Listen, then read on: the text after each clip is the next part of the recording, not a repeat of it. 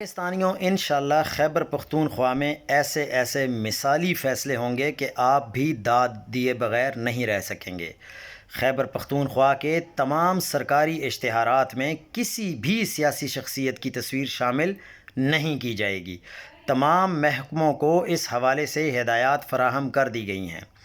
وزیر اعلیٰ سہیل آفریدی نے قومی خزانے کو اپنے باپ کی جاگیر سمجھ کر ہر قومی منصوبے پر اپنا بوتھا لگانے جیسے گھٹیا عمل کو مسترد کر کے انتہائی مثالی اور قابل تقلید فیصلہ کیا ہے۔ عوام کے پیسوں پر اپنی اور اپنے خاندان کی تشہیر کرنا انتہائی کم ظرفی اور چھچورا پن ہے، مجرمانہ حرکت ہے اور نیچ حرکت ہے۔ سہیل آفریدی کو چاہیے کہ اس مکروہ اور خبیث حرکت پر قانون سازی کر کے اسے ہمیشہ کے لیے قانونی طور پر بند کر دیں۔